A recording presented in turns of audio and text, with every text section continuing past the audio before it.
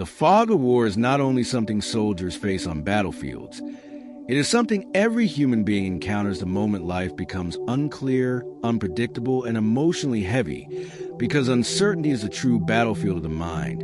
And the Stoics understood this centuries ago when they observed that most suffering does not come from events themselves, but from our judgments about events, especially when outcomes are hidden from us, when information is incomplete, and when fear fills. The gaps left by the unknown. Marcus Aurelius wrote during times of plague, betrayal, and constant military threat.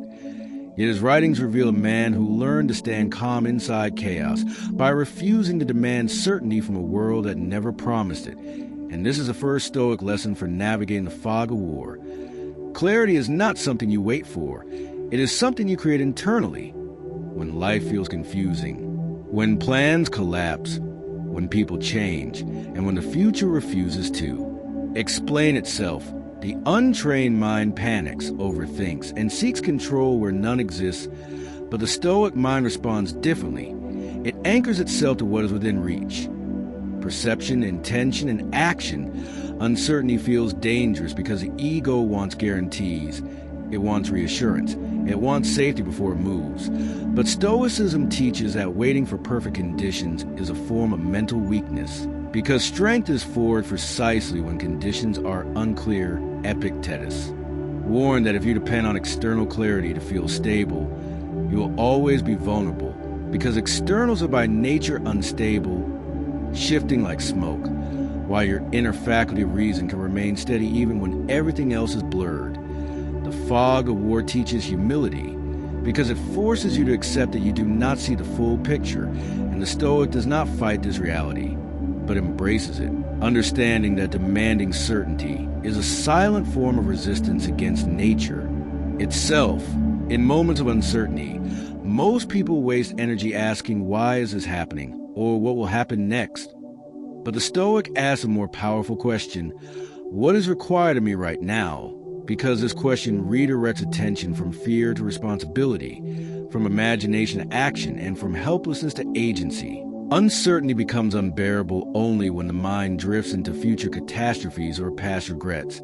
But Stoicism brings the mind back to the present moment, where action is still possible, where virtue can still be practiced, and where dignity can still be maintained regardless of outcome. The fog of war strips away illusions, revealing who you are when clarity is absent. And this is why Stoics viewed hardship not as an enemy, but as training, because character is not proven when everything is obvious, but when nothing is. Seneca wrote that a smooth sea never made a skilled sailor, and uncertainty is the rough sea that exposes weak navigation and rewards disciplined steering. When information is missing, rumors multiply inside the mind, anxiety fills the silence, and fear disguises itself as logic.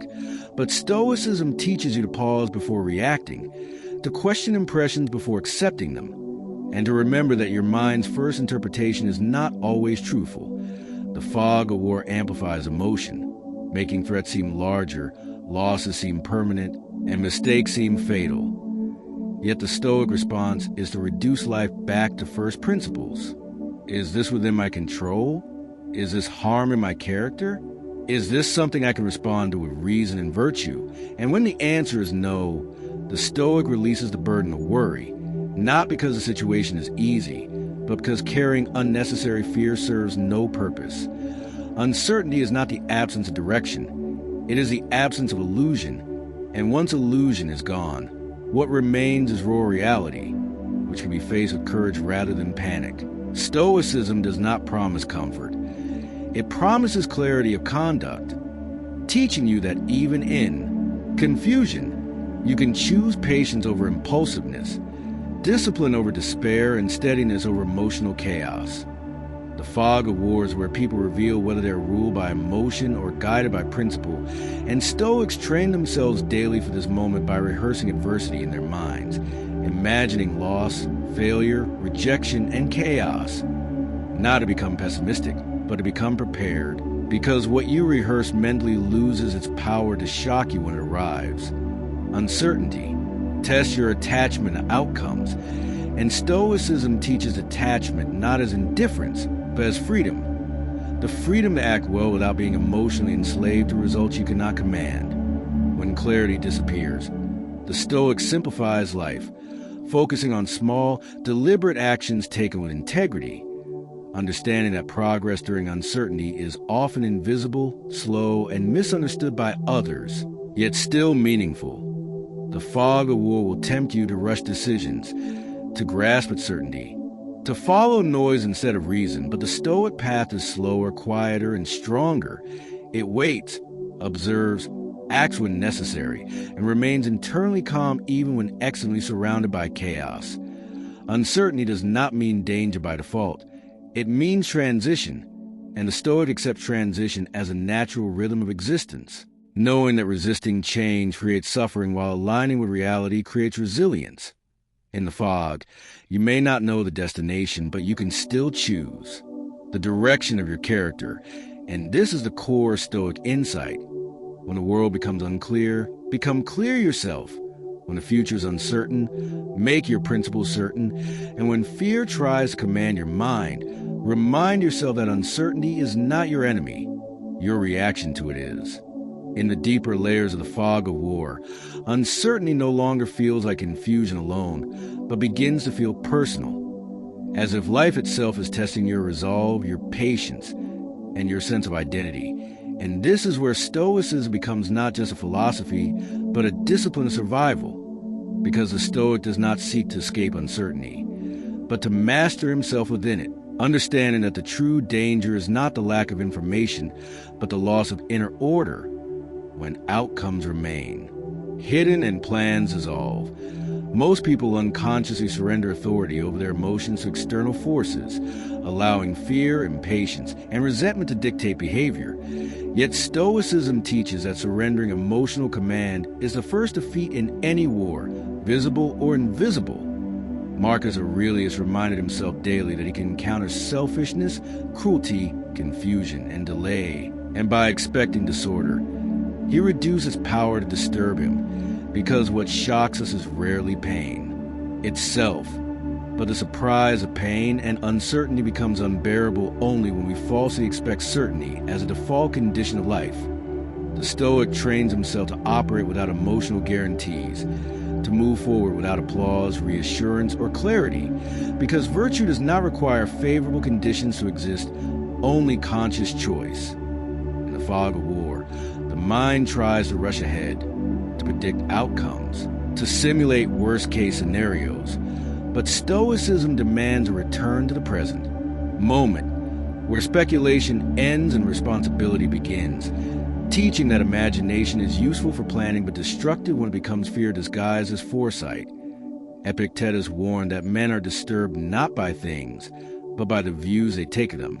And in uncertainty, this truth becomes painfully clear, because the mind fills gaps with assumptions, most of them negative, most of them untested, and most of them unnecessary. The Stoic response is not blind optimism, but disciplined realism. The refusal to add emotional commentary to raw facts, the refusal to dramatize what has not yet occurred, and the refusal to mentally suffer before suffering is required.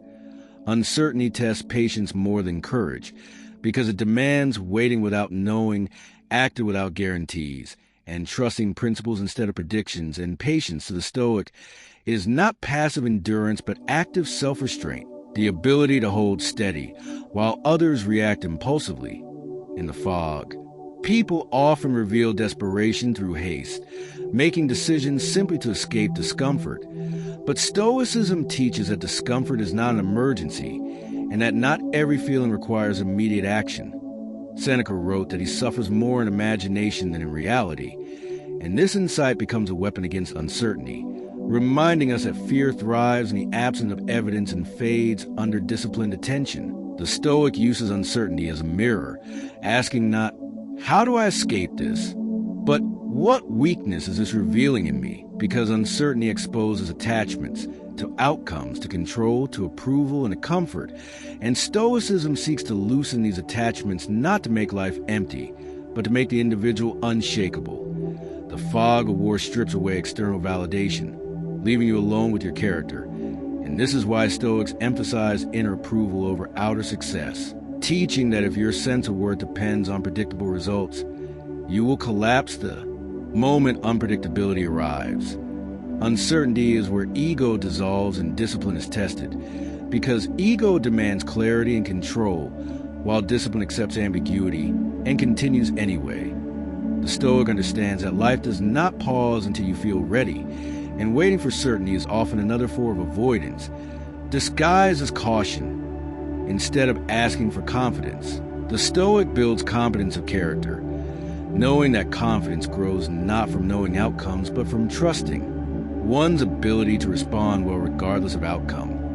In the fog, courage is quiet, not loud, expressed not through dramatic action, but through steady conduct, emotional regulation, and moral consistency. Stoicism teaches that even when direction is unclear, standards must remain clear, because virtue does not depend on circumstance, and dignity is not something you earn when life is fair, but something you protect when life is not. Uncertainty will tempt you to abandon principles for short-term relief, to compromise values for temporary security. Yet the Stoic remembers that no external loss is as damaging as internal corruption, and that preserving integrity during chaos is the highest form of victory. The fog of war teaches endurance, because clarity often arrives slowly, after patience has been exhausted and faith and reason has been tested. And the Stoic does not measure progress by visible movement alone, but by inner stability maintained during delay. Stoicism reframes uncertainty as neutral terrain, not an enemy, not an ally, but a condition through which one must pass. And neutrality is power, because it denies fear the narrative it needs to dominate the mind. When you stop labeling uncertainty as dangerous, it loses its emotional charge and becomes manageable. The Stoic does not deny fear, but he does not obey it, treating it as information rather than instruction, observing it without surrendering judgment. The fog of war reminds us that control is always partial, temporary, and fragile, and Stoicism offers freedom not by increasing control, but by reducing dependence on it. Freedom, in the Stoic sense, is the ability to remain rational, composed, and purposeful even when circumstances refuse cooperation. In uncertainty, you may lose clarity of outcome, but you can gain clarity of self, and this exchange is always worth it. The Stoic path to the fog is not straight, fast, or comfortable, but it is stable, intentional, and grounded in reason. And when the fog eventually lifts, as it always does, you do not emerge desperate or broken, but trained, disciplined, and internally fortified, having learned the greatest Stoic lesson of all, that peace is not found when uncertainty disappears, but when your mind no longer demands its absence to function.